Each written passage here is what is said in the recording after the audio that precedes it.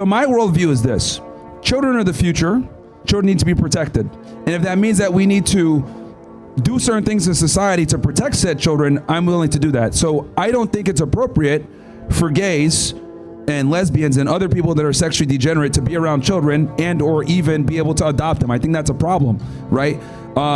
If they want to become an adult and then they want to learn about homosexuality and everything else like that later on, that's fine. But they could do that when they're an adult and their brain is fully developed, so they can kind of have their own worldview. But I don't think it's fair to children when they're still developing, still going through life, etc., to see these things. So that is a big reason why I have the worldviews I have when it comes to trannies and gays. I don't think kids should ever be exposed to that.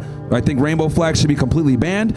I think if it was up to me, I'd put gays in their own little part of town where they can go ahead and practice homosexuality openly. They can do their parades, everything like that. But then when they come into regular society, we don't want to see any of that. I guess the last question. Do you think that that's protecting parents from having to deal with the fact that their kids aren't cishet? Or do you think that it's like, I guess here's the point.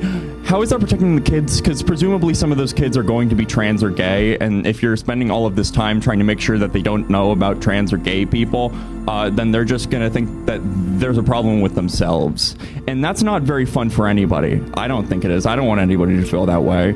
So why should we be trying to make other people feel worse about themselves for no fucking reason? Sure. Well, number one, kids can barely wipe their ass properly. They don't know if they're gay or not. You know what I mean? They don't know anything, right? And I'll give you guys an example. Every single one of us here probably grew up with like that one girl who's a fucking tomboy. She always wants to play basketball and hang out and play Yu-Gi-Oh, whatever it is. I'm showing my age here. Maybe Magic the Gathering. I don't know. But she grows up and I want to be around the boys. What ends up happening? She turns 18, then all of a sudden she's a girl again, right? She's like wearing dresses, she's being pretty, etc. And you're like, what the hell happened? Okay.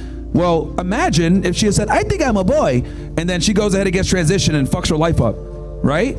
But she grew up out of that and realized, no, I'm a girl. So kids don't know anything, and I don't think we should be deferring to them based on what they think they feel or their sexuality or whatever. It's like, you know, she's like, oh, I'm a boy. No, you're not, bitch. You're a girl.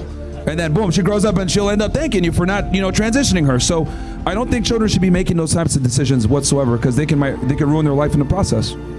I think it's a bit weird to use the word children for people that are like usually at least well into their teenage years.